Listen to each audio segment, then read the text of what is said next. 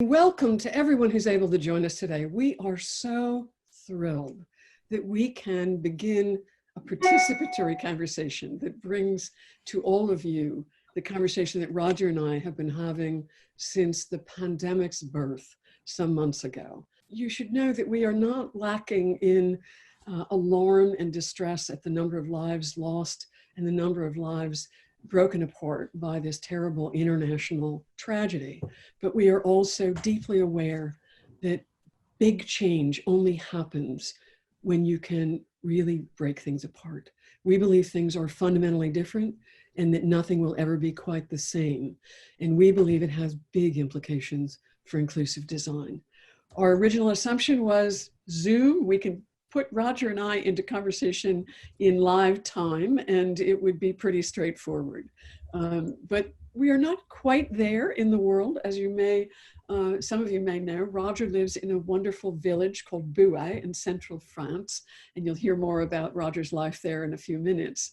But we were unable to do a live presentation because the village does not have high-speed internet. So we have, as people who are committed to flexibility and risk-taking and a tolerance for ambiguity, we figured that we would record in sequence and package this together. So I owe all of this skill in making this happen to PJ Moynihan, who is IHCD's producer, who makes magic that we don't even fully understand. So please bear with us today. Roger and I have done this separately, though we have been in constant conversation over the last week to pull it all together. And as we begin, I want to stress that this is an opening conversation. We do not wrap this up with solutions, but I think we're pointing to ideas that reframe where we need to go in inclusive or universal design. And I will defer to PJ with one last note that this is in memory of Eliza Kaye Bromfield, who was a remarkable member of IHCD's team and had the pleasure of meeting Roger in Japan in 2010. She would be so very pleased. PJ, take it away. Thank you, Valerie. Magic that you can't quite understand. That's the first time I've ever received that compliment. So I'm gonna write that down, okay?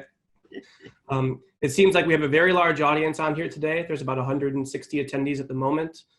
We have almost 250 registered, so a great audience. You know, as Valerie mentioned, we're presenting you with a prepackaged presentation today. So you're going to see a back and forth between Valerie and Roger that very much reflects on our current moment. And I was very fortunate to be able to witness and sort of pre-produce this back and forth. It's a fascinating conversation. In terms of the format, we're going to run the pre-recorded video in 3 sections. The first section is about 20 minutes. We'll then pause, and there will be about 5 to 10 minutes to ask questions of Valerie and Roger, who we have joining us today as well. And then there are 2 subsequent 30-minute sections. So there's a 20-minute chunk, a 30-minute chunk, and a 30-minute chunk, each of which will be followed by the opportunity to ask some questions from the audience. If you would please type questions into the Q&A function in Zoom. That way we can form a bit of a queue, and that way you can type these questions as they come to you throughout the course of the presentation. And we'll do our best to get to as many as we can, and we'll bring you in on audio, video to ask those questions directly to Valerie and Roger. So without further ado, I'm gonna hide my video and Valerie's video, and we will have Roger and me a conversation. Hello, Valerie. How are things in Boston? Here in the middle of France, rural France, things are very, very quiet. There's hardly any traffic on the roads. There's no planes in the sky. We've got lots of birds and things like that. The weather's rather nice. But we're not allowed out because of this pandemic. And we won't be allowed out until sometime next week, and then only progressively and under very strict conditions. I'm sure things are different in Boston. It's a different country. It's a big metropolis on the east coast of the States. But we're still confronting the same threat. And you and I have started to talk about this. We've started a conversation which we're hoping to continue today.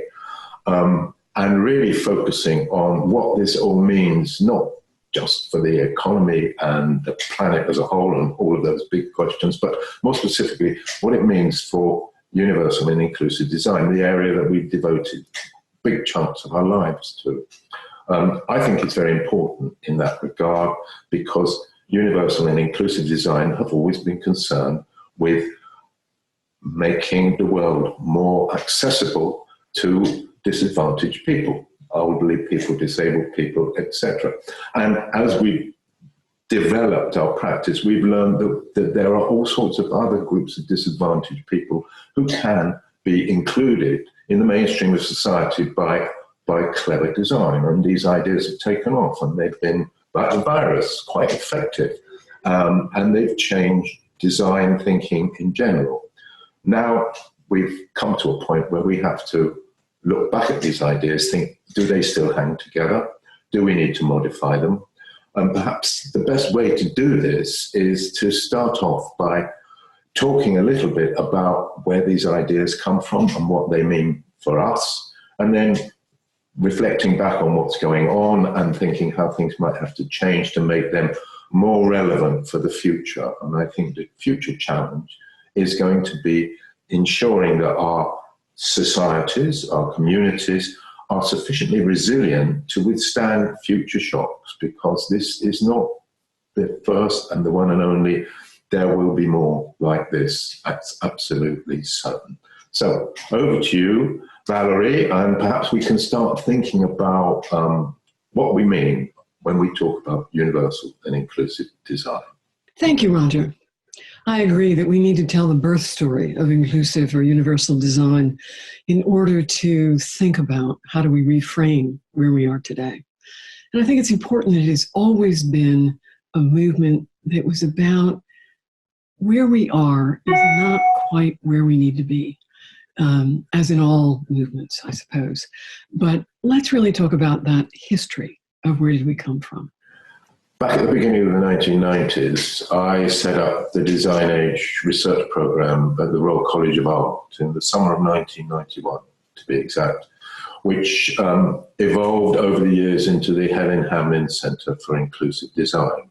But before that, I had worked in design, and in particular in design and innovation, and in particular with the Greater London Council, and also as a designer in my own right. I had this very important experience which happened to me when I was in my 30s, and a very close friend developed multiple sclerosis. And she was going to be institutionalized by her council. There was no provisions for adapting people's homes at that time.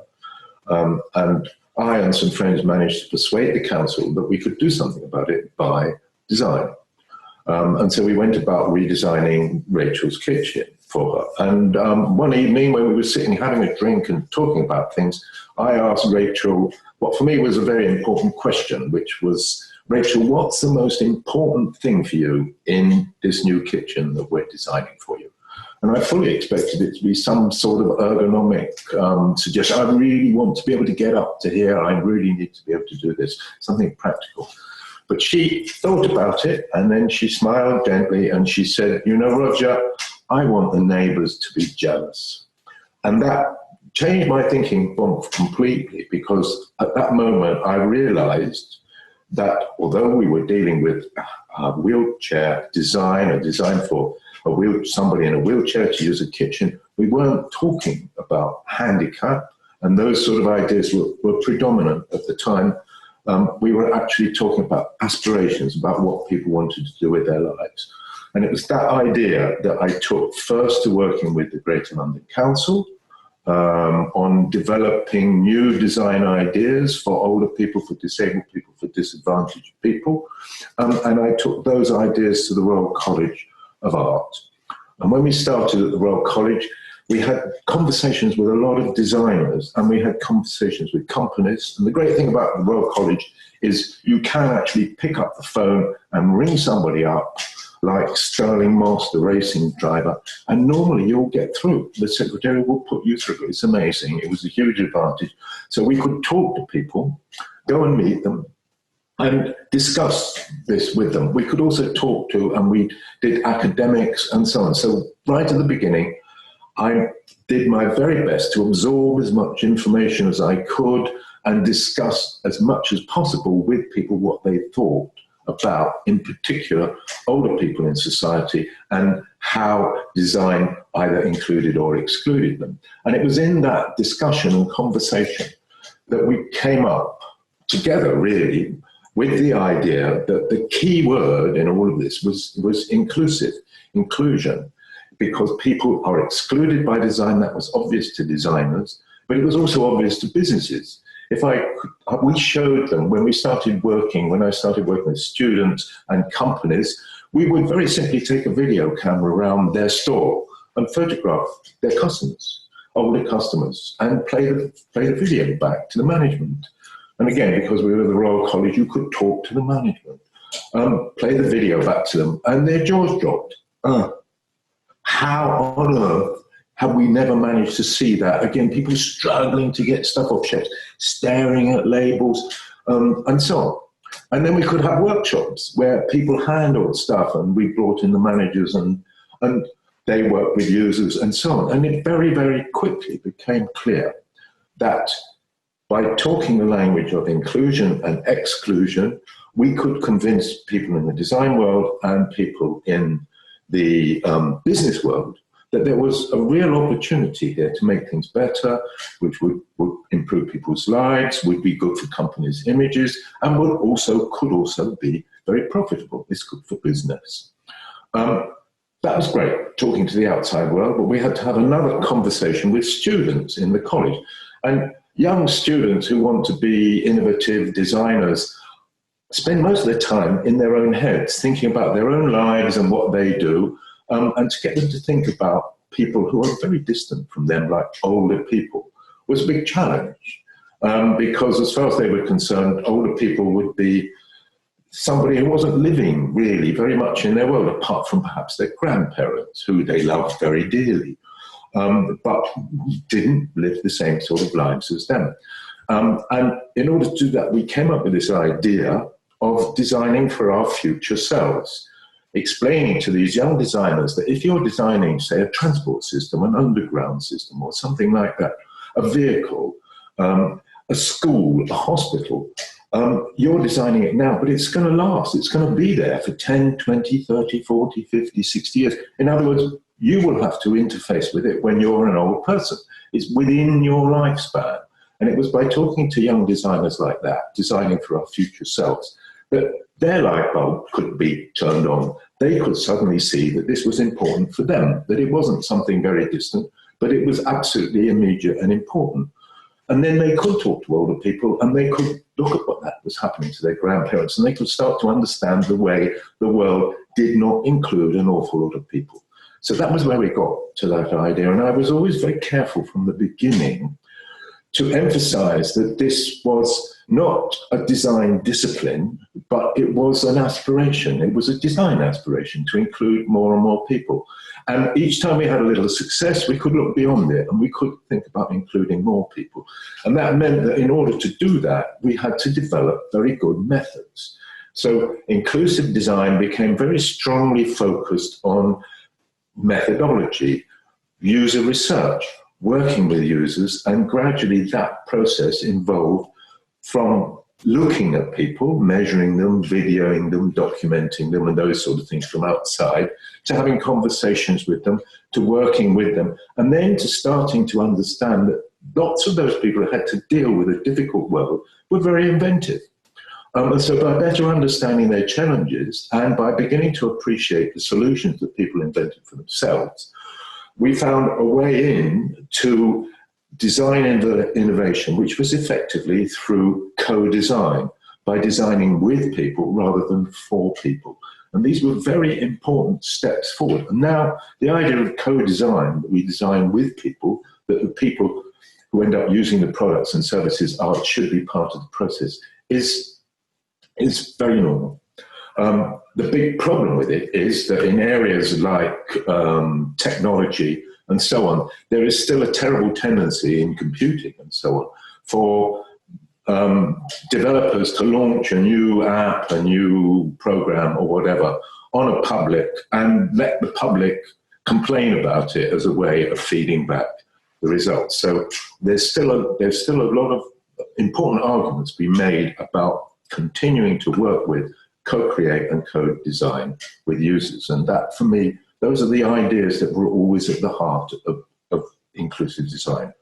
And somehow I think we now have to come back and ask, what is it that we're now trying to include, and what are the important things that we excluded in the way that we do things now? I don't know what you think about this, Valerie, but that's my background in as short a nutshell as I can make it.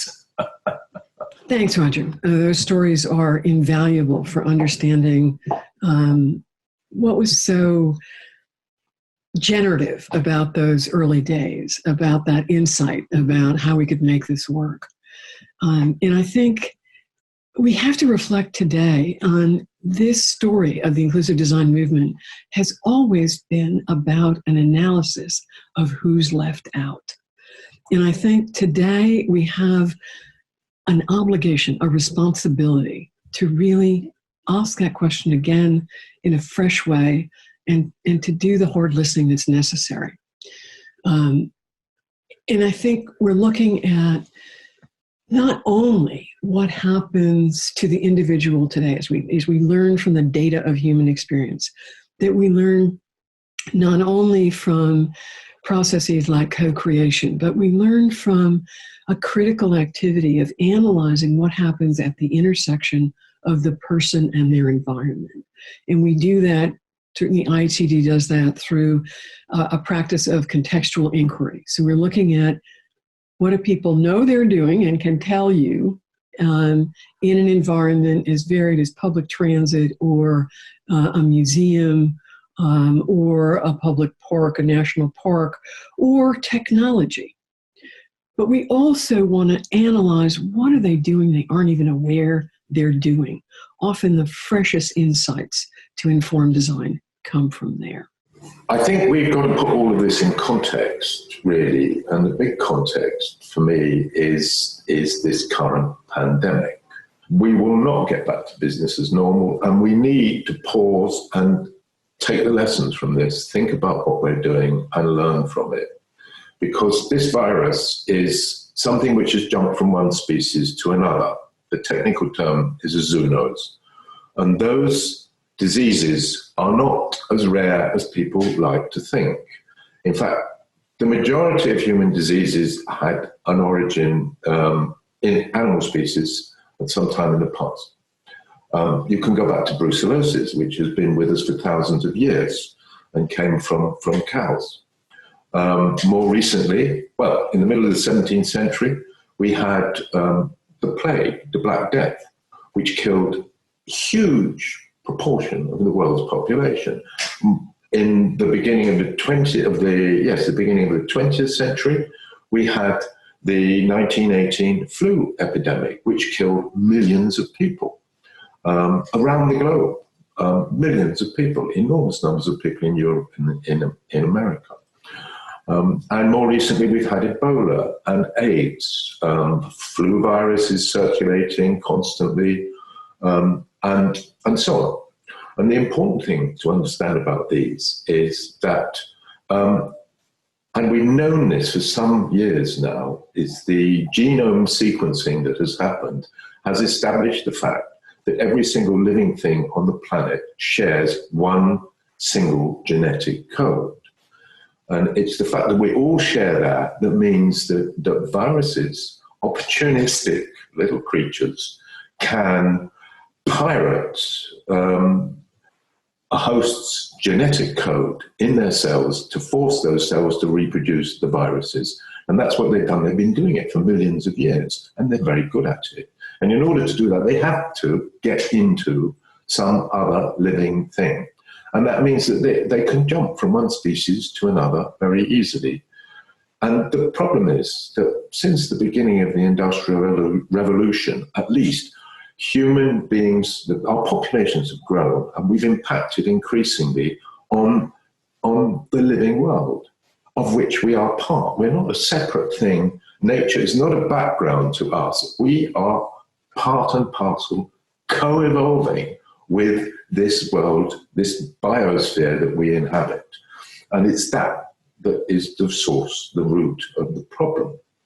And with deforestation, with industrial farming, enormous pig farms, enormous chicken farms, huge abattoirs and so on, and also pressure on natural environments, we're getting closer and closer and closer to animal species, and it becomes easier for these things to happen. This isn't a one-off, and it has to be a warning to us, because there are going to be more events like this. So unless we as people, as individuals, as communities, as countries, as nations, as societies, develop behavior which is genuinely resistant to shock, we're going to find ourselves back locked down in the same situation again in the future.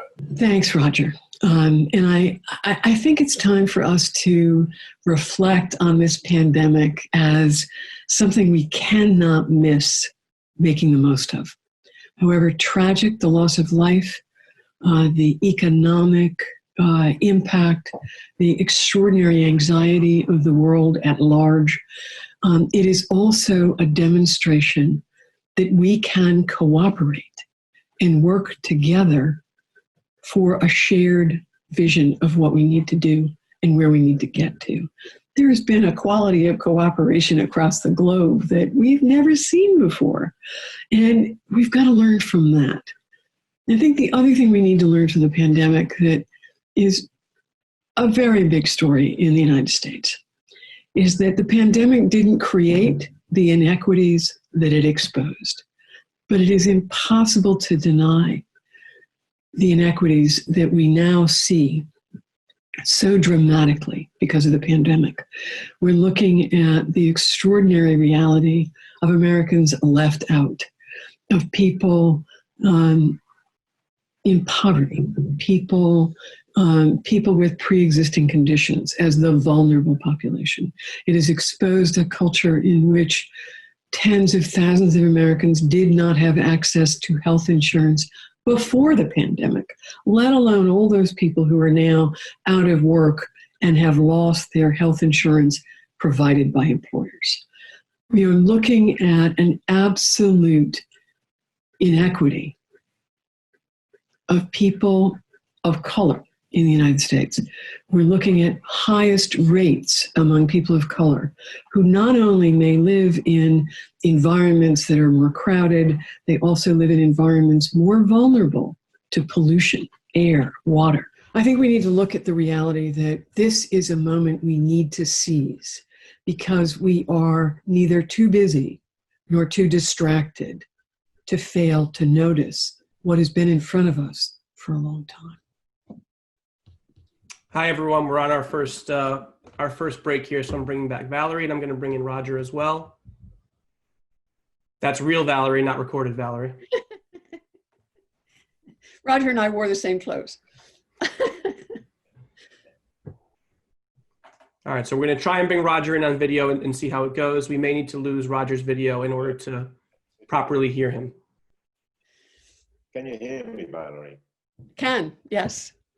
Good, good, good. So, Valerie, would you like to pull up the list of questions, or would you like me to moderate them for you? I have it in front of me. Let's see. I'm looking for an actual question. I see a lot of language, a lot of people, but I don't yet see questions. Ask me a question or ask Roger a question. Okay, so this question came from Peter Hyde. These are in the Q&A function, not in the chat. Oh, so sorry. This question came from Peter Hyde, and the question is, could you discuss strategies for client buy-in to universal design when there is perhaps desire but hesitancy to make the time and/or financial commitment to the process? I guess both Roger and I can answer that one. Let's do it very quickly. Roger, do you want to go first and I'll pick it up? Well, I'll say a few words here just to start off with, because I mean, I was very lucky working at the Royal College of Art because we did have an in to companies and people. What I've found is you have to get to the top of the company because often, and you need to start at the bottom as well. Those are the two best points, because what we always found was that within a company, the young people on the design side would quickly start to get what it was all about, and it excited them. The resistance was in the middle because all the people have been doing it that way and they don't really want to change their ways. And so the important thing is if it's possible, to talk to the people at the top and the bottom, because if you can turn on somebody at the top, then they can say, right, we're going to do something about this. And that worked for us very early on. In the first year of the Design Age program, we worked with Safeways, which is a name known in the States, but became its own UK company, and then bought up later on. But we were talking to the head of design for all the stores that were rolled out. And so eventually we changed the shape of the shopping trolley. They were the first company to introduce a mini shopping trolley because we showed them what older people wanted and they talked to older users and so on. And the fact that he was committed to it meant that we were listened to all the way down the road. And since our message was look at and listen to and talk to the users, we managed to get quite a long way there. And in fact, we trialed ideas with them back in 1993, which were about things like scanned shopping and so on, which was only barely technically possible about that time. And they were open to these ideas. So I think that's the most important thing from my point of view. Roger, I'm going to affirm that in our experience, the critical players are indeed the people who sign the checks, the client, the final client, and also that rich opportunity to engage the imagination of young people in organizations, because we have found that a pretty consistent, reliable asset. I also think it's important to just talk about a couple of things that are sort of long-term thinking. One is the absolute measurable value that if you start at the get-go, if this is built in, that baked in idea, it's not a lot of money. If it's not imposed late in the game, it is not a lot of money. It's not a big expense. It's part of the way everybody's thinking. Look at the extraordinary progress we've made on sustainable design. Not because it's a mandate, but because it's a choice, because it's a value choice. So I think that's really important. I think the other thing for us is that, people like you and I, Roger, and our cohorts in the movement have been deep content experts, and people sort of bring us in as the consultants, possibly doing design review as well as consulting. And I think what we really long for is that we won't be necessary at some point, that this becomes part of the intrinsic skill of designers. But it is a skill that isn't a fixed commodity. It is a way of thinking. It's a process of design. And I think that's really the key. The idea that it costs a lot of money is partly because we don't have enough knowledge in the hands of designers, and partly because it too often happens too late in the process. I can just add something. What we've seen with this pandemic is that whereas governments have been saying for years, there's no money, that suddenly things can change and money can be found to do all sorts of things, and the most conservative governments can start behaving like they've been socialists all their lives and and so I think that's that's a big lesson from this, is why can't things be different? If we can make them different now, why can't we make them different? And I think, I mean, there's no reason why you should. Remote doctor's appointments, distance learning, remote work, all that is so normal at this moment. And it has been a crusade by so many people to be able to have that kind of access. Anyway, I think we should take another question if we have time. Great. Yes. So what I think we have a number of questions coming through. So I think what we'll do is we'll take two to three per break, and then we will try and get as many in at the end as we can. So the next question is from Elaine Ostroff. And Elaine's asking, Elaine asks, what are some good ways to engage students with this user-centered approach? Roger, do you want to go first? Do you want me to go first? Whichever. You go first, Valerie. Go on. I went first. Okay. All right. Elaine, if some of the audience don't know Elaine is our collective friend and collaborator. She is also my predecessor, which is a delight. So wonderful question, Elaine. And I think for us, it's every which way. it's every which way. It's things like today, I hope, are attracting some students around the world. I know we heard from a lot of them after our first remote lecture, or our remote lunch and learn. We believe that it is also important to give students the tools of direct engagement with users. So we're very fortunate to be able to do that in an orchestrated way with some resources from the National Endowment for the Arts a few years ago, bring user experts into Design Studio. And that was an extraordinary opportunity. We also are, as an organization, we're deeply committed to the direct engagement of students. Now we're finding our intern and co-op and fellowship program is a mix of remote and live, because that's what we have to do. But those people become the ambassadors for these ideas. They learn the methods, they learn the ideas, and it becomes part of their very being as designers for the rest of their careers. Nothing more valuable than that. Roger. Thank you. Hello, Elaine. It's wonderful to hear from you.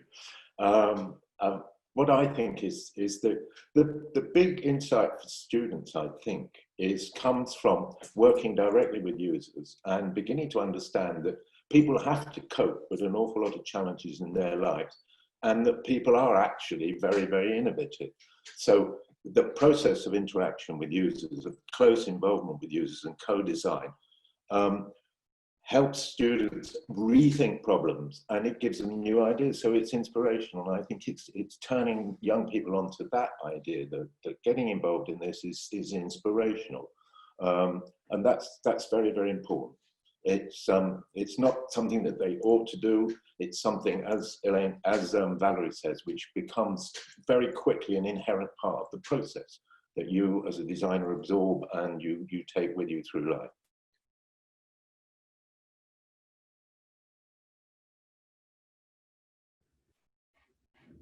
BJ. Okay, let's take one more question. There's a question from Maria McMorrin. And the question is, do you have a recommended question or criterion that we as architects could integrate into our typical design process to ensure that we are shifting our mindset to be more inclusive? Let me start with that one, Roger, just because we probably do more architecture, and it's a world that we know well on our daily basis. And I think among the things that are the most important is to sort of recognize that barrier removal, which is the emphasis of so much of what we know as the requirements of accessibility, is a low standard. Accessibility doesn't get you far, and it's overwhelmingly looking at a single population, and those are people who use wheeled mobility. Very important, very valuable for many other people. However, it is not really looking at a constantly evolving reality of human experience with functional limitation. So one of the things that I think is terribly important on the architectural side is to really analyze, what can I do here? It's the gosh, you're creating an environment that's going to live for decades. It's not barrier removal, but how can I facilitate human experience, performance, and a sense of well-being? And that notion of designing in facilitation for that is an asset that architects and interior architects have at their fingertips that is such a powerful opportunity. So am I creating a facilitating environment?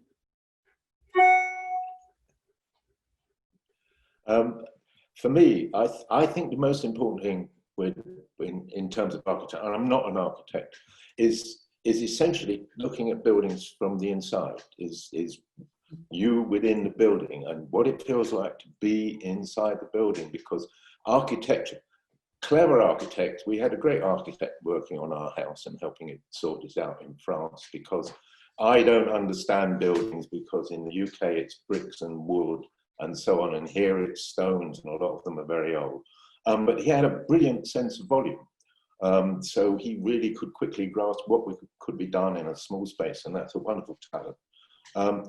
But also, he was very, very attuned to ideas about what you're doing with the building, what it's used for, and what the people in it are going to do in there, and enabling them to do that and to live the sort of life that they want in it. And so that's why I think the inside is hugely important. And we have to remember that it's equally important to the outside and what the building is perceived as, because it's that inner view that is terribly important. Great, thank you both. I'm going to bring back pre-recorded Roger and Valerie. So Roger and Valerie, you can hide your audio and video at the moment, and we're going to roll the tape. We'll go about another 30 minutes, and then we'll be back for some questions. I think we've got a lot to be proud of in terms of what universal design, inclusive design have achieved, not just in our own countries, but around the world, particularly across the rest of Europe and in Japan, and now increasingly in other countries. But if what we're thinking about now is some way to achieve a better balance between human beings and all the other living things with which we share this one biosphere, and which co-evolve with us at the moment in ways that are looking scary, and we hope to shift that back in the direction where it becomes more symbiotic, where we live better and more comfortably together, then I think we have a little problem. It's inherent in the ideas that we've talked about. It's inherent, for example, Valerie, in the name of your institute, the Institute for Human-Centered Design, because it's all very human-centric. We've learned to be very good about understanding people, about better allowing for their needs and capabilities, about understanding their aspirations and what they want to do with their lives. And we've developed lots of very good methods on the back of that. User consultation, working with users and so on. But it's very difficult to think, how do we apply this to a whole load of other species that we can't actually sort of sit down and interview, where we can't co-design with, that we can't work with them. It's a much bigger challenge, and I think that's something that we've got to try and get our heads around.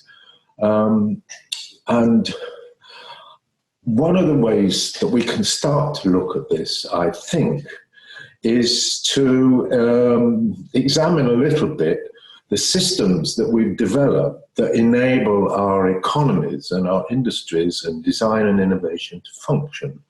And central to those are things like the limited company. They're things like insurance. They're things like copyright.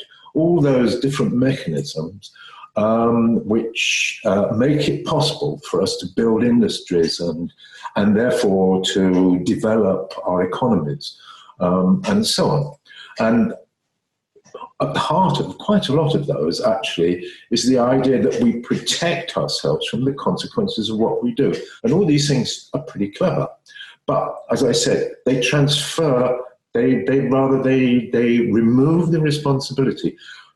Through them, we are not responsible for the consequences of what we do. And when we look around us at the environment, at pollution, and at the seas full of plastics and so on, we can see that there are consequences of this, and a lot of those are very deleterious for the environment. So somehow or another, we've got to think of ways in which we can redress this sort of balance. And I'd like to share some ideas about that, because I think we've got to somehow build this in to what we're doing. So we don't just look at the human benefits, but we also look at the potential disbenefits to other bits of the living world and the potential benefits as well. And I think a way of counting those, a sort of additional balance sheet, if you like, which isn't financial, and which isn't to do with shareholdings and all of those sort of things, but which is a more perhaps equitable balance sheet, which actually looks at the good that things do and the consequences of them and says, is it worth it? Does the gain warrant the cost? And so on. And I wonder what you think about an idea like that, Valerie, as perhaps a way forward for us. Something to begin thinking about in the future. I mean, just to finish on that, I don't see a way in which we're going to get any of this right on day one. But I think could be a bit like what happened with the ideas that we worked with in the past. That as we realized we needed to understand more about users, we developed the methods which got us closer and closer to users until we ended up with ideas about co-design and things like that, which bind user and designer together into something which is a much more effective and efficient process. So perhaps we can think of other mechanisms that might work like that and lead us in the right direction, so that as we start to learn how to do things, we can improve them. And I don't know, what do you think about that? I think your focus on balance is so significant, and significant at every level, from the interpersonal to the global. We are so out of balance, and it's so evident right now. I will say that on the sustainability side, the built environment practice has really changed fundamentally in 15 years. This is the very driver of a sense of professional responsibility for young designers today, certainly in the built environment. And we have lots and lots of practice to guide that commitment. Everybody knows about the LEED standards. And now we are seeing the evolution in the last 5 or 6 years of standards that really look at human performance and human well-being. So the fit well and the well-building standards are really looking at that balance between the planet and the individual. I think we would be wise at this moment of an opportunity for reframing to be thinking about opportunities for infiltration rather than outright invention. I think there are a lot of complementary ideas and systems that are rather well worked out that are not yet incorporating a vision of equity across the human spectrum in a truly meaningful way, for which we intend inclusive design. So I think there are opportunities for us in that infiltration strategy to really make a difference for things that exist now, admirable in their way, but inadequate in achieving the vision of inclusion. I also want to take a minute to talk about the Sustainability Development Goals of the UN. We've been looking at those since they came out in 2015. And I think a critique that says they seem too human-centered may be completely legitimate, but it is also important to remember that these are global and have now been in place for 5 years. And we have an infrastructure of support that I think warrants attention by us and consideration for opportunities where we could benefit in rethinking inclusive design in the context of the UN's sustainability goals. Because I do think there's a rich opportunity there. And part of what is so impressive about them is that, big philosophical idea, however, it was built from the get-go with indicators of progress. And those indicators are being carried out and developed by all of the member nations of the UN. And I think maybe shy on some of our values on inclusive design, but I think very much in keeping with a vision of shared effort. I know that both you and I have a very particular interest in what has been going on in Japan over the last 20 years or so, and in particular in the International Association for Universal Design, which you and I have been involved with since its very beginnings, and the International Design Awards run by that organization, of which I'm the jury chair and you're a long-standing jury member. And I've got on the screen next to me, I have the aims and objectives of that program, which we've gone to some lengths to develop over the years. And we put right up the front that the aim of the awards program is to foster social structures that are sustainable and universal, that favor diversity, inclusion and ensure safety, and promote human rights and responsibility. So it seems to me that there's a lot of key ideas there which are not so much about individual human beings, but about people as a group, about communities, about societies.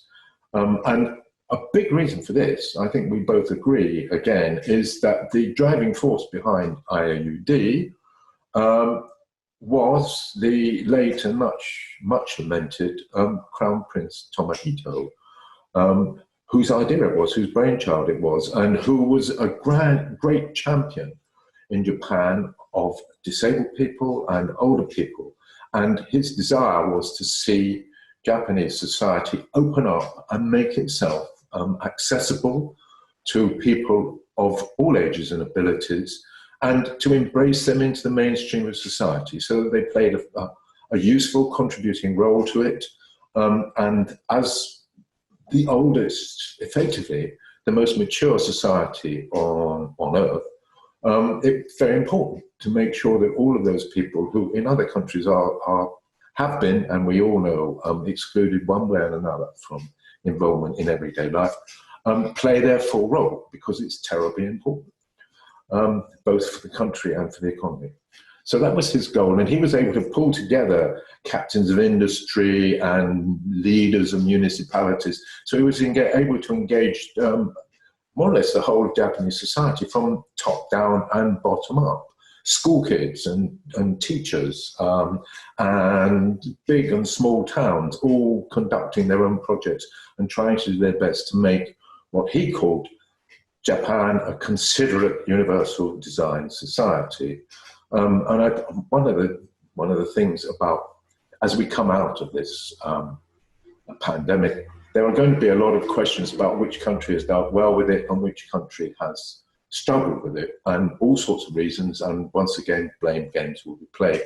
But I think one of the most important factors that is going to come out is what in France we talk about as comportement, is behavior.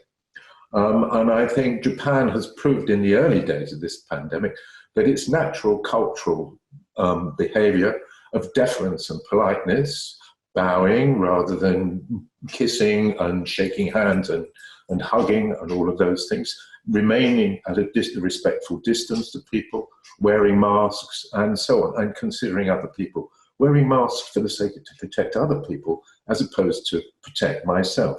We are probably going to find that these behaviors have been very powerful in terms of protecting people in Japan from the initial wave of coronavirus. What happens in the future remains to be seen.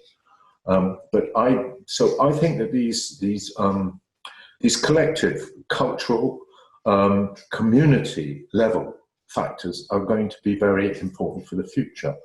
And I've been trying to think for a word that we use, and the word is used by other people, one, I think, but an important word for me now to add to inclusion, universality, etc., is resilience.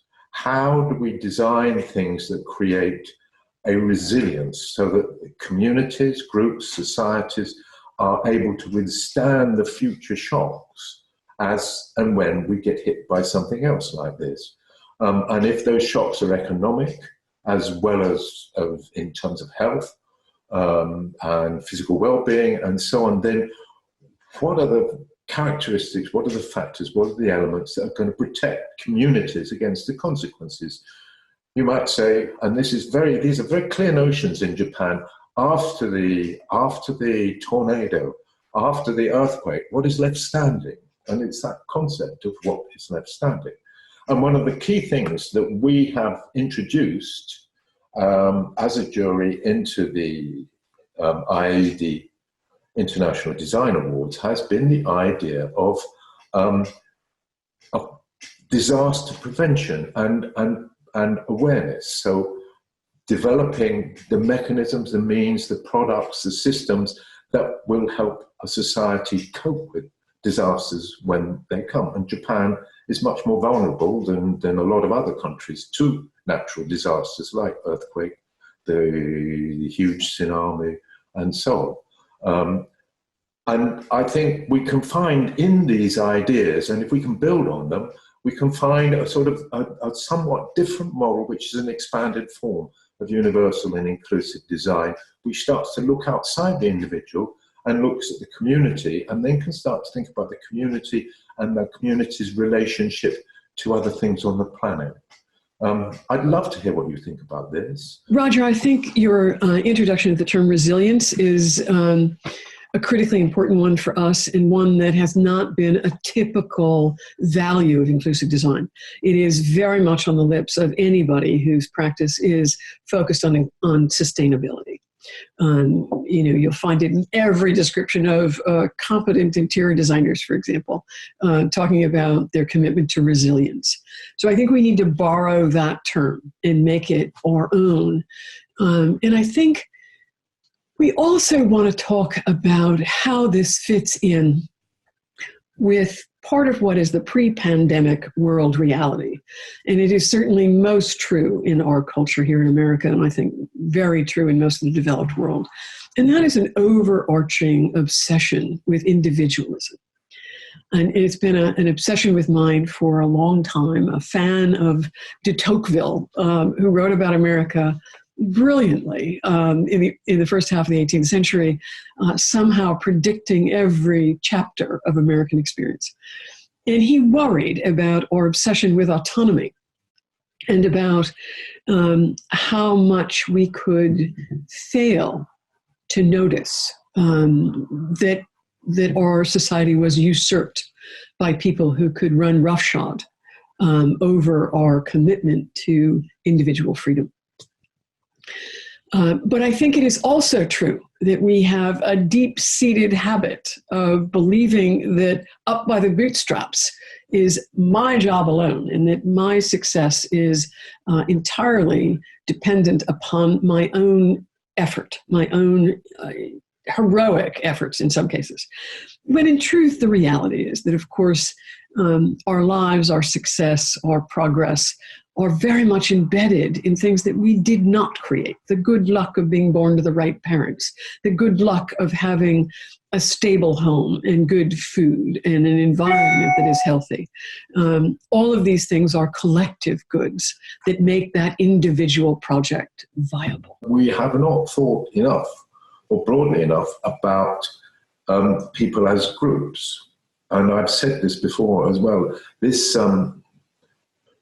coronavirus is impacting on everybody. So it's not something, you have individual problems. You know, as individuals, we feel scared, we're isolated, etc.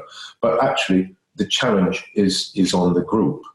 And I think one of the big things that is going to emerge after it is that because there's going to be all sorts of inquiries into speculation about which countries have done well, which countries have done less well, what the reasons were, why, who's responsible, and all of those things. But I think one of the things which will come out of all of this is that it is very much down to cultural issues, and importantly down to what in France we call comportement, behavior. And I think it's Japan, we're both interested in Japan, and I'll talk about that in a minute. But Japan is very interesting because in the early days, Japan seems to have done very well in the early days of the epidemic. And I'm sure that what will emerge is not political decisions or anything like that, because the wrong decisions have been made by politicians all over the place. It's sort of understandable because, bang, they've suddenly been hit by something. I mean, they're trying to protect things, the environment, and all sorts of things like that. But in Japan, natural behavior is respectful. One bows, one doesn't kiss, one doesn't hug and shake hands and do all of those things that bring you into close contact. One remains at a respectful distance. One bows and one treats people respectfully. And also, there's a degree of consideration in Japan for other people. I've always noticed in Japan just how safe you are when you sort of forget what you're doing and wander onto the road. Cars will stop you. They don't try and run you down. And cyclists cycle about all over the place, and the cars stop and let the bikes through, and some people are considerate. And all of those things has given them, as a nation, a degree of resilience in the early stages of this epidemic. What happens later on is another question. But I think this issue of thinking about things at the community level and thinking about the resilience of a community, how resistant it is to shock, to shocks like this epidemic and the other sort of shocks that are going to impact on the society. And again, we can look at Japan and see that Japan, as a country, because of its geographical position, is more vulnerable to natural disasters, tornadoes, tsunamis, earthquakes, and so on. And in fact, traditional Japanese architecture, temple design, and so on, is built with joint structures that function in such a way that it can resist earthquake. So there is a very big issue here, I think, which is how capable is a community, a culture, how able is it to sustain shock after the dramatic event, the tornado, the hurricane? What's left standing? And we have to ask ourselves that for the future, because what we've seen is that this isn't just a health crisis, it's also an economic crisis. So we have to ask, what are the economic structures that are going to be left standing? What are the supply chains that are going to be left functioning as this recedes? And we have to think about those sort of things in the future as well. So it seems to me that we've got to think of design in a bigger framework, and as individual things that are designed interact and fit into this bigger framework. And I think in the English language, we have an advantage in thinking about this, which I notice is very different in France, and it's down to language and culture. In France, if you talk about someone as an artist, you always say they are an artiste peintre. They are an artist painter. And language in France is very structured like that, so people fall into categories. So whereas we talk about design in English as an idea that can function from the design of tiny details and products, the tiniest thing, up to systems, massive systems. Like we can actually talk about designing a healthcare system, and that functions within the word design. In the French language, it's much more difficult because the word design really means a sort of Philippe Starck and Ron Arad. It means the celebrity designers who are designing high value, desirable, not even generating consumer items, but this is high design. And it comes from a country which is used to those sort of ideas with people like Dior and Coco Chanel and so on to look between. If you want to talk about design in the sense that we do in French, you have to use the word conception, which means conceiving, imagining. And once again, that falls into categories. So product conception, architectural conception, you separate things out into their categories. So it's difficult in French to talk about design in this overarching way that we can talk about it. So I think we have a big advantage in the language here that means that it does enable us to think at a small scale and at a big scale and how things fit together. And again, I think that is a very, very crucial thing. And I'm going to come back later on to ask you about what ideas you have about how we can measure these things, because that seems to me, again, to be a big issue.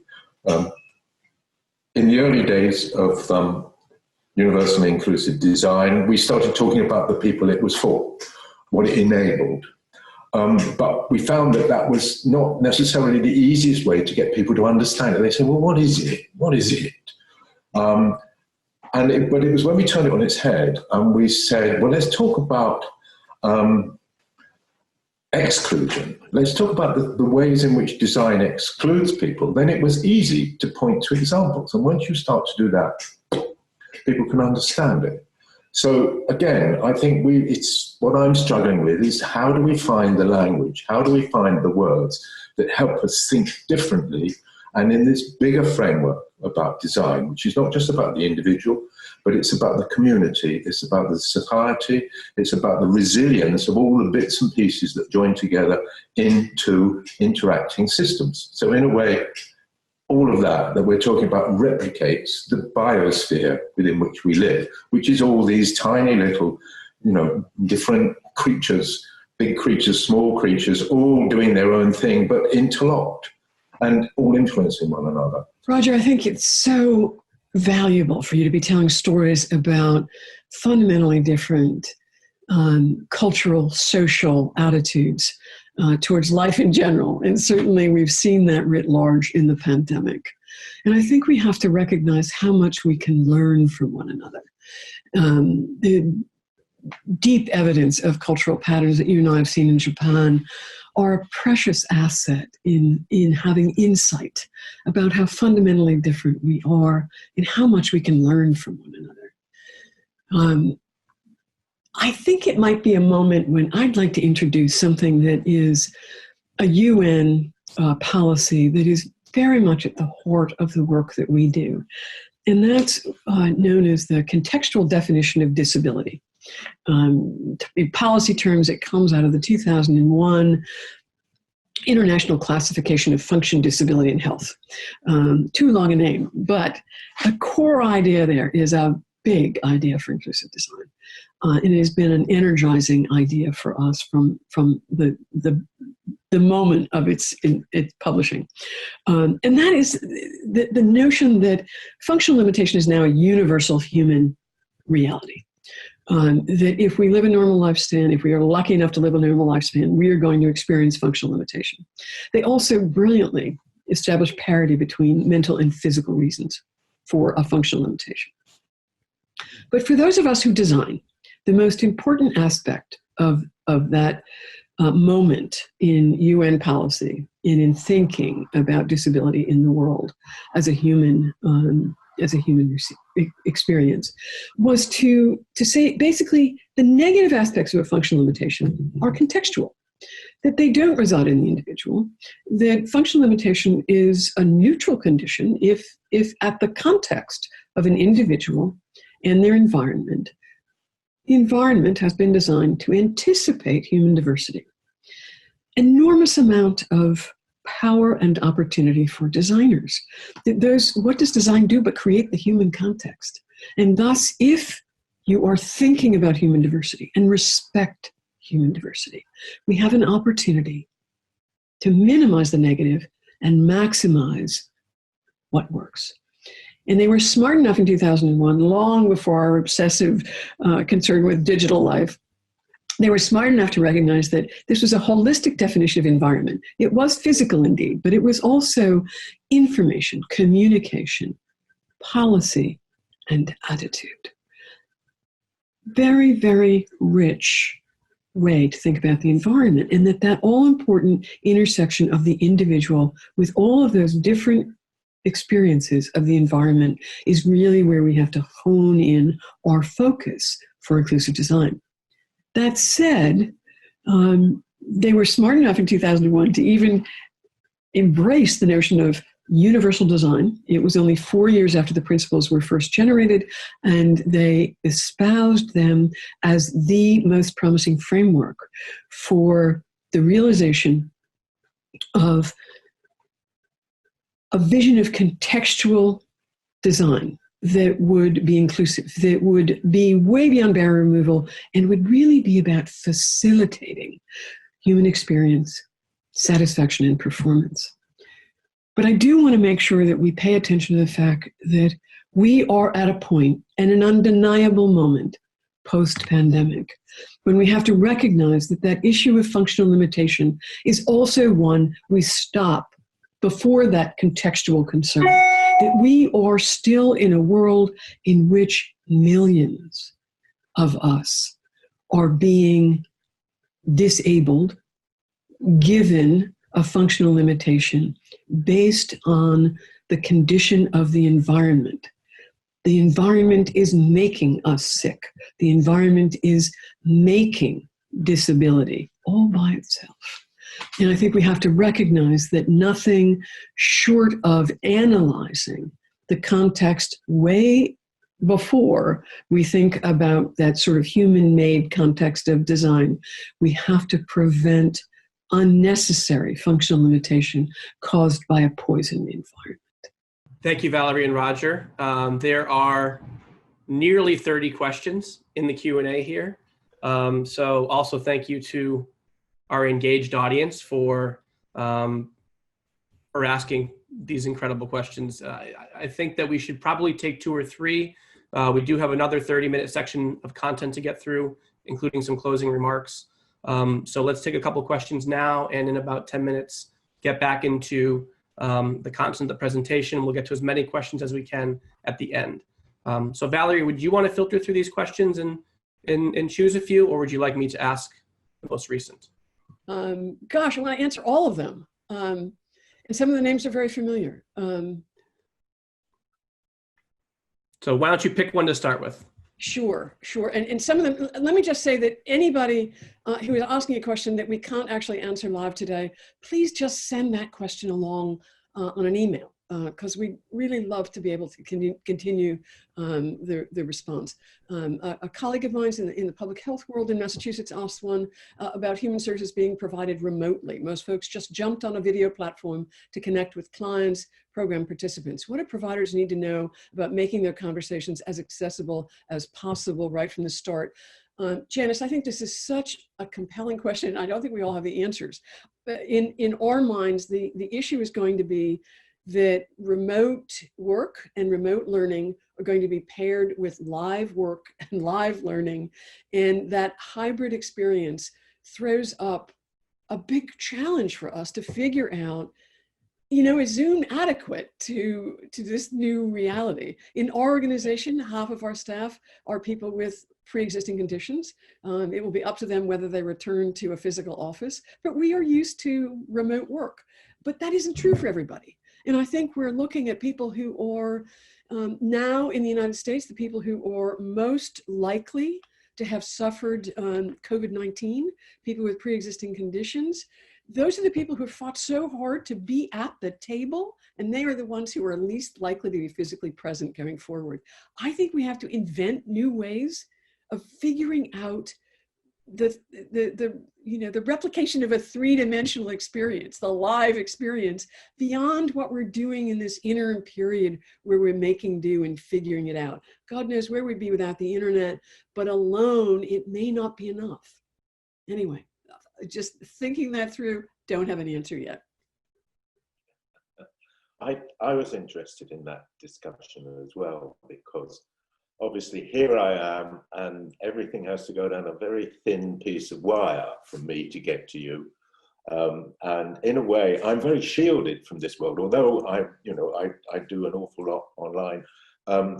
That world doesn't dominate my life. And what I'm very conscious of here, where I live in my village, is the physicality of life and interpersonal relations. And everything happens on, even now, you walk, because we got let out just a couple of days ago, you can walk down the road and you can talk to your neighbors, and we talk to one another constantly over the fence or whatever. So everybody's careful because we don't really know how this is all going to play out, and everybody is somewhat anxious, but it's very real and it's very physical and it's very face-to-face around here. And I worry about the separation between the digital world and the real world. And I think this is a really big challenge for the future, because somehow we need, I've talked about communities, and I think it's very important to think about communities and not just to think about online communities, because a lot of what happens online is very worrying, and it breaks up, it creates communities of interest, but it breaks up physical communities as well. So I think this is a hugely important issue, and I think it's something we've got to get our heads around. As I said, I've been shielded from it to a certain extent. I mean, a mobile phone doesn't work in my village, so I've just got a landline, although down that landline I can access the internet. But that's very interesting, because it means my life I don't have a constant bing going on alongside me with little messages arriving and things to engage with. My studio is pretty well, although I have Zoom running at the moment, so I can be in my studio. Normally, all of that is off the computer. When we finish this, I'll remove Zoom from the computer, because I just come here to work on my photographs. And I do that nice and quietly, and I listen to the radio.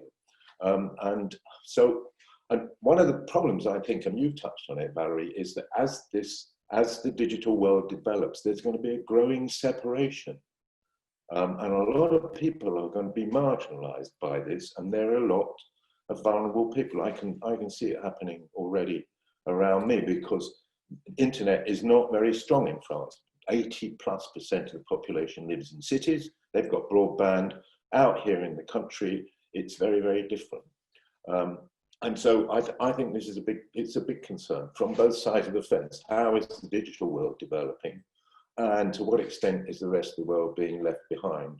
And one of the things that we're trying to do locally in our community is build the sort of social structures that mean that life is enjoyable here, and we have quality of life. And what I'm hoping is that once the internet connection is stronger, young people will be tempted out of the towns to come and move to places like this, because in France, and we've talked about this, there's plenty.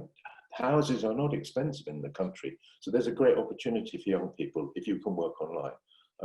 And so that is a problem as well, that we don't have that at the moment. But we've also got to think how we achieve that balance between the two worlds as we roll into the future and everybody spends more and more time online.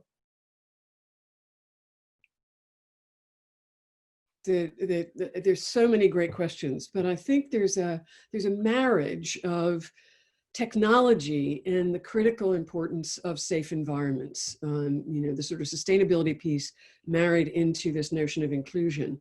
I mean, I think everyone is terrified of going back into any environment, traveling on public transit, being in the office, going to a concert, going to dinner. None of that makes any sense if we aren't very confident that it is a safe environment. So I think we've got to be rethinking a whole lot of what we define as the parameters of what is safe in our minds. So I think that's going to be a big issue going forward. I don't think we've got all the answers on that. But I think if we look at air transfer and how not enough air transfer is actually to the out of doors and at the right level or height of the out of doors in cities.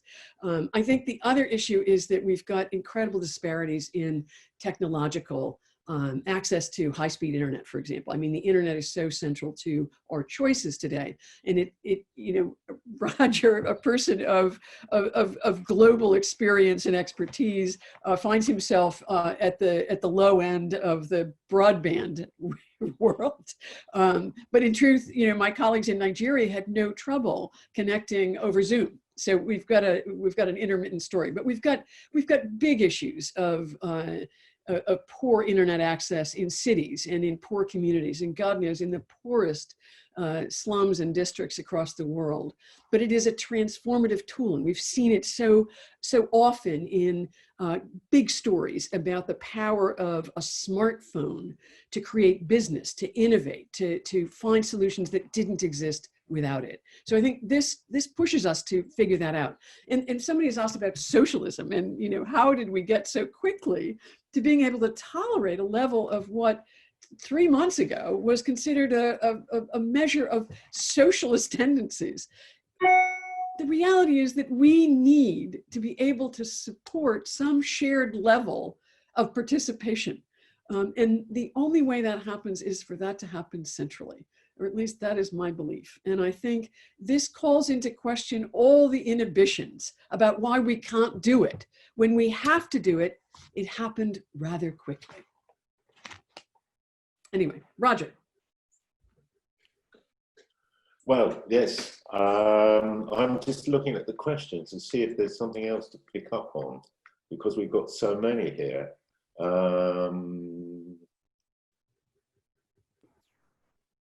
Why don't we take one more question now, and then we'll finish up the content, and then we can try and get to as many as we can at the close.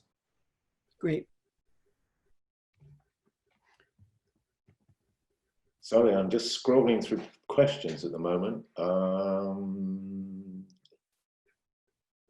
I think one question is how do we turn what's going on at the moment? How do we turn the isolation that we're living in to our benefit?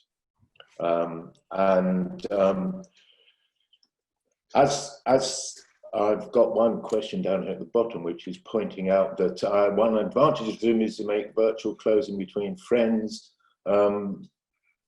particularly as such a situation of COVID and elderly people who can't go out easily, and so on. And this, what I found here, again, I said I've got a landline, but I phone up a lot of friends in the UK, and friends phone up and so on. So I think what we've found is that a lot of people that you know are part of your life, but you don't feel you need to contact them all the time, and suddenly you do need to contact them all the time.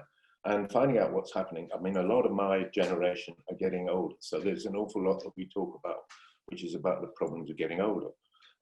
And I think that is very important, is remembering how much we need to connect with people, and how much we need to connect with people on a very personal level as well. I got an email from a friend who lives nearby, who is, he's Welsh, and he's moved to France a long time ago, and he was a graphic designer. And he had been sent an article by a friend, which was a story about where he lived in Wales, which was a beautiful little valley, way out in the country, not unlike where I am now, I think, but very different because it was in Wales. And it was a story written by a writer who got out of London in order to write a book, and was had gone out first of all with his earphones on and out for an exercise, as it were, not looking around him. But then gradually he sort of taken his earphones off, stopped listening to his music, and started to look around him, and he discovered the wonders of the countryside that he lived in, and the birds and the plants and all of that. And he developed this enormous passion for it. And then he started reading about it, and he was reading poetry, which was talking about the landscape and so on. And he had suddenly discovered a very, very different world. And I think that's the sort of benefit that we can pick out of this, is to let it be an encouragement to us to find different things and find different interests in people. Sorry, Valerie. I love that, Roger. Roger has imbued me with a sense of deep envy about his life in his village. So I totally appreciate that. If I might just grab a couple of questions have come in about something that IHCD is quite obsessed with right now. If I might just take one more question. It has to do with the role of tactile experience. And we think it's an important experience in many settings, none more important in the museum world. And we have been big purveyors of that idea, along with a lot of colleagues across the world. And we do worry that if touching is one of the areas of greatest risk, we've got to address this, and we've got to address it proactively. And we're currently soliciting people from across the globe with all kinds of lived experience of any kind of limitation, not just blind and low vision, but people for whom multisensory experience, tactile in particular, is really critical to their quality of experience, the richness of their experience. And to recognize that we need to be thinking about other ways to solve that issue other than removing that experience. We want to make an argument that it's too significant to take away, and to start thinking about it in different ways. And we're doing that partly by thinking about materiality, thinking about what materials do not hold particles that can be dangerous to people. And we've seen that in other facets. God knows our colleagues in the plumbing industry have done remarkable work with materials. Toto has done some phenomenal work with glass and tile and porcelain. I think we have to be looking at other solutions, but I don't think people are going to give up that multisensory experience easily. So I think it's one of those things that has to be top on the list. We're going to be publishing a web-based set of information about people's feelings about this, their experience, and share that global perspective as a catalyst to collective solving of that problem. Thanks. Thanks, Valerie. So we're now going to roll the tape on our final section. And just to give you a little tease, you're going to get a bit more of a picture of Roger's life in central France there. So, we've talked about a lot of things today, and I'm sort of trying to think, how can we draw it all to a conclusion? And the idea that has stuck with me is, and the one big thing I think that we can learn from this virus is that we have to change our behavior. We managed to change our behavior in France quite radically, because in France is a very touchy-feely country, so people are used to kissing and shaking hands and very demonstrative and talking close to one another and being very expressive. and so on. And suddenly everybody has to keep their distance, and you can't do all of these sort of things. But we've learned, and that sort of collective discipline and behavior change is the thing that is going to get us out of this. And I mentioned before, for some countries, there's a sort of natural preparation because in Japan, people are much more deferential. Mask wearing is a sign of politeness, really. And so in a way, they're culturally prepared for it. But what it suggests to me is, because as I've tried to say, this is a big challenge, this pandemic, but it's likely not to be the last pandemic in our lives. And also there's another big challenge coming, which is global warming. And global warming is going to impact dramatically on some of the most vulnerable countries in the world, the developing nations in those areas where a significant, more than 3 degrees centigrade, because my understanding is that in those areas of the world, a rise in 3 degrees centigrade rise in temperatures is actually going to give an effectively something closer to 7 degrees, make them uninhabitable. So with that sort of thing coming, I think what we have to learn and what we have to think about doing is changing our behavior in ways that can help avert that. And also when we talk about the challenges facing us and all the other dimensions that sit outside design, it seems to me that an awful lot of these things, the best thing we can do about them is make personal choices and change our behavior. So what I'd like to do is think a little bit about what that means, and if we can find a way of integrating that with ideas about inclusive and universal design. The way I see it working is this: as we come out of this global lockdown that we've all been living through, there's going to be very strident voices coming from politicians and business to say, we need to get back to normal as soon as possible. But the problem is that it's the old normal that got us into this mess in the first place. And what we need is, as we come out of this, to be looking for a new normal, looking towards a new normal. We've already changed our behavior in relation to one another, and we have to be more distant. So let's think a bit more about a new normal and how we get to it. And if business leaders and if political leaders, if politicians aren't the people who are leading us in the direction of a new normal, a more reasonable normal, then it comes down to us. And I think if you think, well, I hold up my hands, what can I do to change the world? Not very much. But if we do this as groups and as communities, if we work together, then we might be able to see much bigger changes. It's by working together that we will develop a possibility of resisting future shocks. More pandemics, which are, I don't know, almost possible, probable, we don't know, but still likely. And the one thing that we really know is coming is global warming. It's not that far away. And the effects you can already feel here in my little village in the middle of France. This little winemaking village, Buet, is one of the best Sancerre villages in that region. If you see Buet on a wine bottle, Sancerre, Buet, as where it's produced, buy it. It's good wine. That's my last plug for the day. But no, seriously, the winemakers around here are worried because the summers are getting hotter and longer and drier. And we had a very long drought last summer. We've just been through a period here of 5 weeks with the sun shining and no rain, and everybody was getting very edgy. And the question is, will the wine continue to be recognizably Sancerre, which is a brand that can be sold globally, or will it sort of start to change into something else? Or a bigger worry than that, will the drought go on sufficiently long that it'll go, there won't be any rain before the harvest, and we won't have a proper harvest, and that will be the end of this little economy. It's a very, very big worry.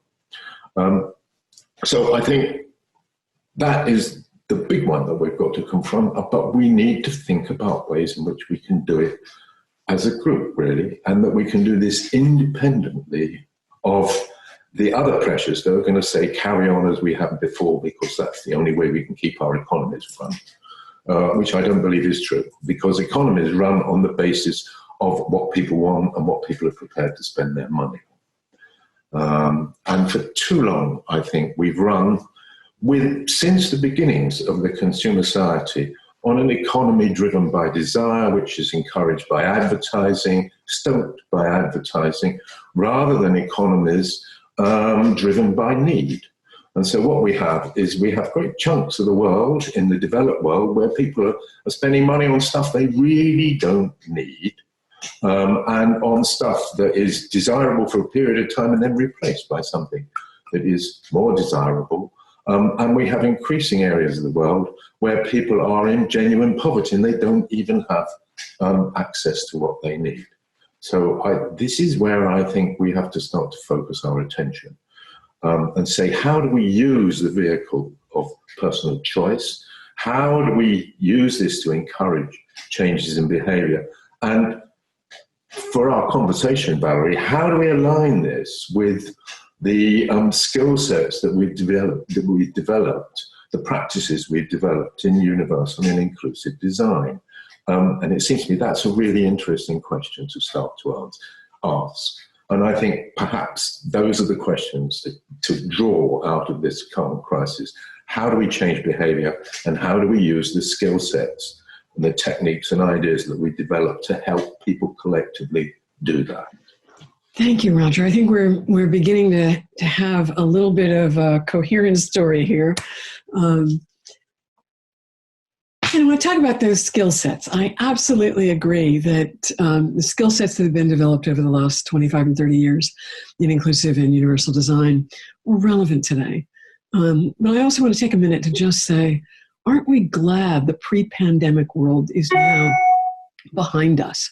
I think it's important for us to remember that it isn't like we went from a fabulous world of everything was just terrific to a pandemic. Obviously, there were issues in the pre-pandemic world that we mustn't forget and we have to learn from. And I think among them, a recognition that we cannot afford to return to them. I mean, I often describe myself as a global citizen. I see myself as inherently global, but I also know that globalization has been a process in which those of us who live in bottomless consumer appetite cultures have used the working capacity of the majority world to feed our desires, to feed our often unnecessary desires, disconnected from need, but tied to want. And I think we have to recognize that this is a moment when globalization has got to wrench itself into another way of being, in which the inevitability of the climate crisis brings us together anew to think about this interdependence that is so obvious to us today in ways that it's never been before. So I think that's got to be a part of what we do. What might be a new normal? Difficult to say, but for me, the best way to start to talk about this is perhaps to try and describe what my normal is, because it's what I know. Sally and I moved here to central France from the UK. We sold our house there. We spent the money buying an old house in France and fixing it up to give us what we want. It's not a big house, but we do have two lovely studios, mine up here and Sally's down below. Unfortunately, Sally finds it very hard to work at the moment because she has rheumatoid arthritis, and that can seriously impact on her ability to work and earn money. My pension, which comes from the UK, is in sterling. At the moment, sterling is not worth a lot of money. Nothing like it used to be. So our income is very modest, but we're very happy here. We have a vegetable garden, we have a compost heap, so we can grow stuff for ourselves. And we do our best to buy as much as we need as possible from local suppliers. We go to a local farm for our milk and our butter and our cream, and it's wonderful, and it's not expensive. It's no more than it is in the supermarket, which we now avoid because of the pandemic, because it's not a very comfortable place to be in. And We have a wonderful local market with lots of local producers there. Unfortunately, that was shut down at the beginning of the pandemic. It's just opening up again now. But while the local market was shut, what we did locally was to talk to friends and get together and talk to our favourite local suppliers. And we worked out to have some of us go to the farm and buy for other people. We worked out to have some of our cheese merchants to come and visit the village. And we ordered for groups of people in advance and so on. So collectively, we got ourselves together and we sorted that one. So we managed to continue living this sort of lifestyle that we've chosen. It's very simple, but the quality is good. We're lucky. We're not in poverty, but we can do things which reduce our impact on the world and therefore reduce the, if a lot of people did these sort of things, then you can dial back global warming to a certain extent. There are much bigger problems, but this is what we're doing and we can do it ourselves.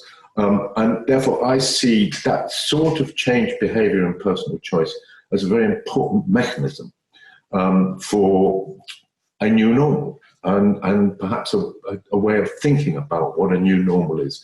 And if we start to think about what we need to make that new normal work, then we can start to think about how to encourage those things to happen. How do we go about designing a new normal? That's a really interesting question, isn't it? It seems to me a good place to start is right here in terms of what we're doing at the moment, because you and I, Valerie, are using Zoom as a way of communicating, like millions of people around the world have discovered that this is a great way to keep in touch or to maintain or to teach or educate or maintain their businesses and so on. So we already have that sort of in front of us. And I think, but if we look hard at the internet and we ask, how is it all functioning? What we see, and which I think is worrying, is that there is a small number of very big, powerful internet businesses that have established themselves. And I'm thinking about Airbnb and Uber, Amazon, and so on. And if you look at these businesses, essentially, what is going on with them is that they carry their businesses out in different countries around the world. They exploit opportunities in different countries around the world, and the profits go back, Valerie, to your company. They go back to the home company, which in this case is the United States. Not only that, but these companies, because the world hasn't organized itself, world governments haven't organized themselves to deal with this situation, these companies can avoid paying an awful lot of taxation. So they're not putting money back in to the countries that they're taking money out of. So we've got something which is extremely unbalanced, but there's huge internet skills amongst young people now. And I know that young people are starting to try and do things for themselves and escape the hegemony of the big internet companies. Not an easy thing to do, but I think it's something that we have to start on. And I think that's a very, very important area for design. And it sits very nicely with ideas about inclusive and universal design, because that idea of building sustainable communities is very central to what we do. So I think this is somewhere that we can focus on in the future. For people like you and I who've been privileged to work globally, I think one of the things that has been a great thrill of recent years is to meet more and more people in the majority world whose lives are transformed by access to technology, that the internet changes everything. And I think we have to recognize that part of the transition that we're in is in our own organizations and societies. We've got to recognize that we have learned something about the viability of remote work and remote learning that has never been proven at such an enormous level as we've experienced in the last couple of months. And I think we're going to see that going forward. We're going to see more and more people who will be remote workers in perpetuity, or at least for a good long time. It's going to be more of an option. And I think we have to recognize that it is one of the things that ties us to all of the world. I know that some of the people who are joining us today for this conversation are are in parts of Africa and in parts of Latin America that have seen enormous populations who are able to play as global citizens because of access to the internet. And we have to respect that as part of our responsibility in this increasingly interdependent, in a positive way, world. I think we also have to be sensitive to local is really important. And I think that we have watched the distortion of a bottomlessly hungry, developed world eat the revenues of a massive global economy. I think we also have to recognize that as you say, the local needs to be refreshed and invested in, and where money stays local, where we have a quality of life and a delight in the quality of life that is not about consumption, but about experience. And I think many young people are really showing us the way on that one. But I also believe that we have to find our way now, urgently, to argue for redefinition of some of our habitual behavior, the reinvention of globalization, or reinforcement that we have learned a great deal about interdependence through this pandemic. And that is a tool for moving forward. More than anything else we're doing, interdependence is undeniable. And I think we need to frame new ways of using that insight for this notion of inclusion and the celebration of diversity. I also think that we need to recognize that there is a particular burden that the young are experiencing. How many people do I know who are supposed to be graduating from their undergraduate program, their graduate program, who are about to launch careers, who were terribly excited about this moment in their lives? And those people have been upended. If this has upended all of us, it had upended them in a particular way. And I think we need to recognize that they are, in many ways, the fuel for moving forward. That so many of the young people that we work with, that we have the privilege of bringing into the organization from all around the world, who are bent on changing the world, bent on putting their youthful energy and all of their years ahead to a vision of a world that is not the world they inherited from us. And I think we need to honor that and to support that urgency that they feel, and to figure out ways to make that possible for them in this mission of human equality. Another thing I think it's worth thinking about is skill sets, because as we were saying previously, in inclusive and universal design, we've focused very much on methodologies. We've developed very, very particular skills, and these skills have grown and evolved over time. And they're strongly based on working with users, and increasingly on working in co-design with groups of users. So people are already working in the area of inclusive and universal design with towns, with cities and so on, and trying to apply these principles locally. So it seems to me that we already have a very, very appropriate skill set that can be applied to thinking about how do we assist behavior change and local development.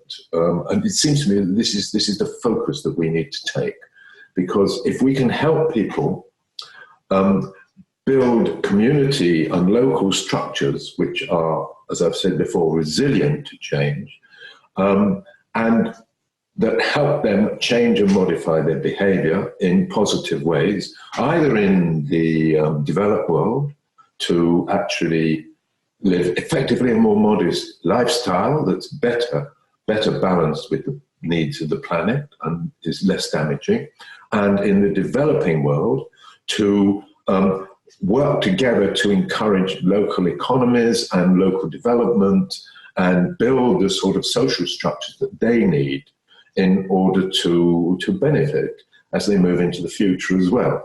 and that they will also need to survive future shocks. So I sort of think this is very rich vein to look into, and I definitely see this ability that we've developed to engage people in the design process as a key skill, because what it means is that we can start to talk about what are the challenges that communities are facing. And what we used to do, what we have done very successfully, is talk to individuals and groups with particular, often physical challenges and problems: wheelchair users, older people, vision impaired people, and so on. So we're very used to working with those groups, and we've developed great ways of working with those groups.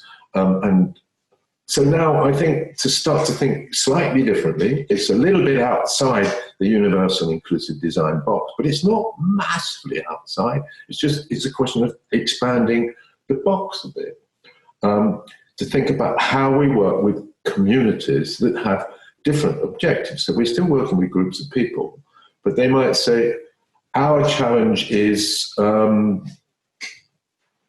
develop a more mixed agriculture in this area. How do we do it? And we can start to think with them, and then they start to confront and talk about the challenges that they have and the aspirations they have, what they'd like to do with their lives, how they would like things to work locally for them. And we can start to apply the design skills that we've developed and honed to dealing with those problems. So I sort of feel that this is a rich field to think about.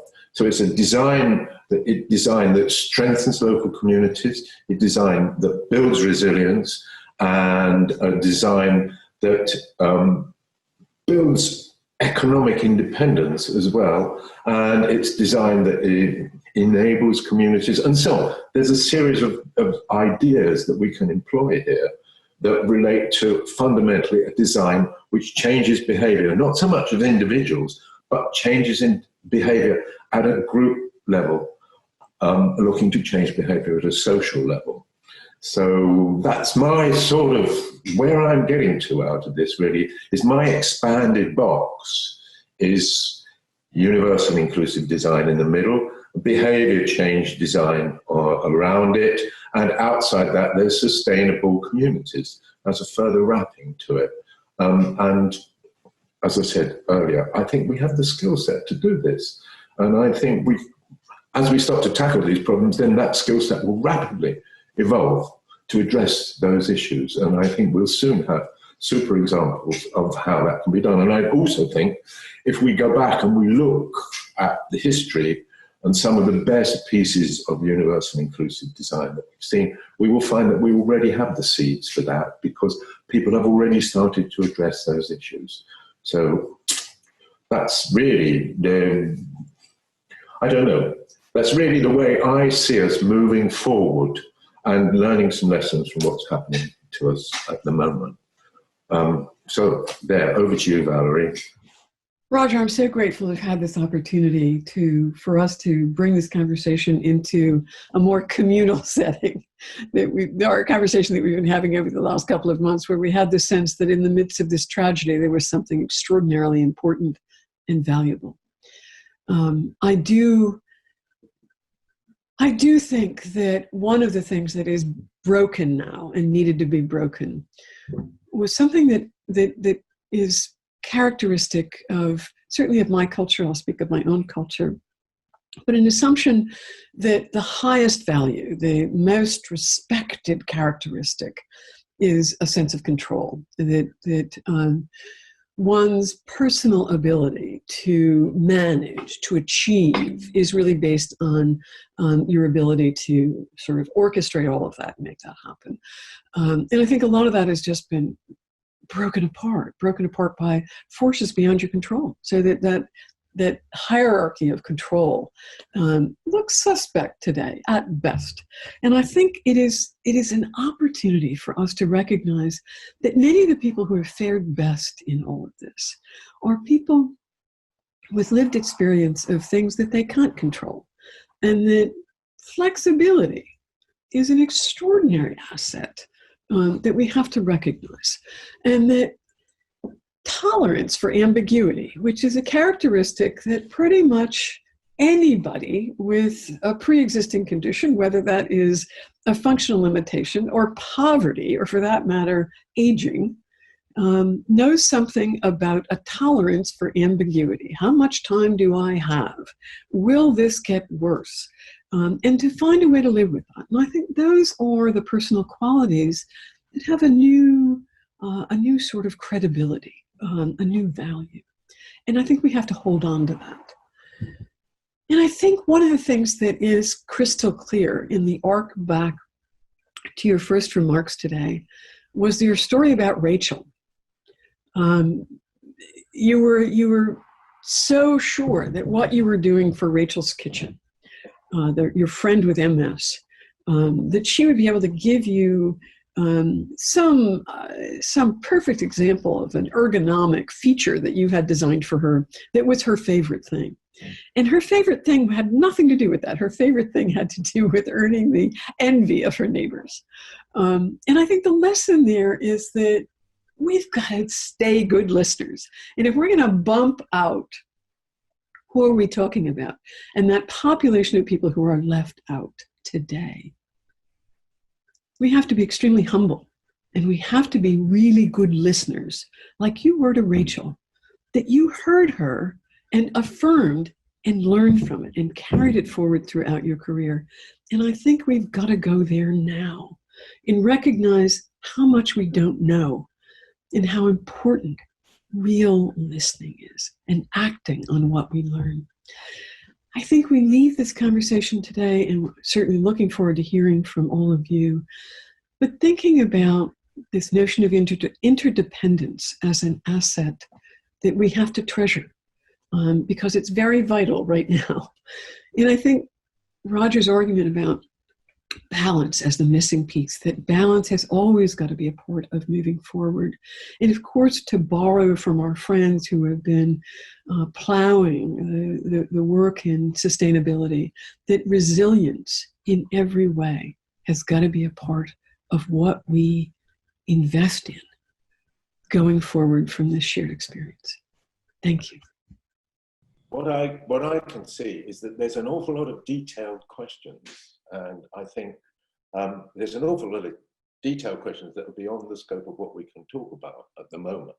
But people are very involved in what their particular field is, and how do they cope with everything changing around them. And suddenly there's very, very different requirements, and they've got to do things that they haven't done before, and how do they do them?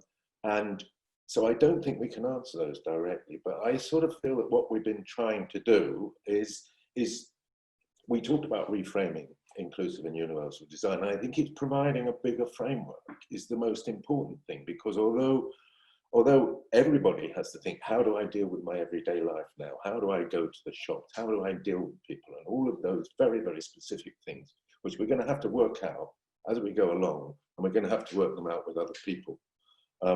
But I think what we need to do at the same time is open up the framework and think, what are these specific design decisions that we're taking? There's a lot of people talking about museum design. How are people going to move about in museums? How are they going to interact with exhibits? Is everything going to be changed because of that? Is it all going to go on screens? Are there going to be real things there? And all this stuff in a way that we've touched on. And they're very difficult questions. You can't come up with an answer to those because we don't know what the answer is yet. It's something to be worked out and found out. But I think if we step back from it and say that whatever the framework is, we need a sort of collective, we need to enable people collectively to change their behavior. And to do that, and I think the Japanese example is very important, is to do that in a way which is for other people. So I'm not doing this to protect myself. I'm doing this for you, because if you do it for me, then together we can confront this situation. Together we can get out of the mess. And that I think is very, very, very, very important. So I think we've got to think bigger than just the details as we come down to how do we manage the details. That for me is the big thing. And I think a lot of questions about interdependence and how do we make sure that doesn't get sealed over. You know, that's the experience that we've had over these last months. It continues at some level everywhere. And a recognition of that is a powerful personal experience that has got to inform moving forward without it simply being sealed over as if it never happened. Always a risk. I want to let the audience know that we are committed to continuing to have as much of a collaborative effort to look at these things. We're going to start a new series on the 22nd on inclusive learning and work, and make that something with multiple presenters coming from different perspectives, and recognize that there's a lot we know and can share, but there's a lot we haven't yet figured out. And I think we have to think about how do we move forward and identify the priorities for new solutions. So this is something that we feel very strongly has got to be participatory. It's also got to have a sense of urgency to it, because we're very worried that this is a rare opportunity that doesn't come around very often, and we have to maximize. About the steamroller that's coming behind us. Yes, yes. Get back to normal. We're going to do it just as we did before. Everything will be fine. And yeah, and I think one of the things that I'm sure many of the audience members understand and respect is that one of the things that has been certainly a prevalent concern rising to a level of significance here in the United States that has not been there before is the way in which our mental health is impacted by this whole experience. And that actually has a new credibility, a new opportunity for parity when we look at health. And I think it ought to be part of moving forward. It ought to be part of what does it mean to be, you know, a fully realized human on the planet going forward. And that is not a person in isolation. It is not a person who is just about autonomy and my personal project. It is really about how do we connect, because I think that's really quite central to the mental health question. So I will leave everybody with that. Roger, any parting words from your lovely loft? In a way, I'm echoing what you're saying, but I think what we have to come out with is a big we word and you know, subdue the I word. And as you said, we've got to be very humble as well. We've got to learn. We've got to learn from other people. We've got to work things out together. And nobody has the answers. You know, but if we do it together and we do it respectfully, and if we do it collectively, then I think we can confront this and come out much, much better for it. And we can prepare ourselves for other things. And if we can do that, then we're much better equipped to confront what I see as the big one, and this is the small one, which is global warming. And we've got to come to terms with that. It's going to impact on everybody's actual, where they live. It's going to change the environment around us. You know, and you talk about the context. And the context is going to change, and you know, we're going to have to be able to adapt to that. So it's we that matters rather than me. Thank you, Roger. Thank you all for joining us today. And PJ, what's the answer to the question? Can we see the Q&A subsequent to when we shut down? Yeah, so we saved it locally. Okay. So Anupa saved everything locally, so we'll be able to follow up in some regard. But thank you both, and thanks to such an engaged audience today. We were on here for over 2 hours, and there are still over 100 people with us. So a testament to you and to you, Roger, and to you, Valerie, and some really compelling ideas in there today. So thank you. And our wonderful producer, PJ. God knows, Roger and I couldn't have figured this out without you. Yeah, exactly. Exactly. It was my great pleasure. So. All right, folks, be well. Thank you all. Well, bye-bye, everybody, and thank you.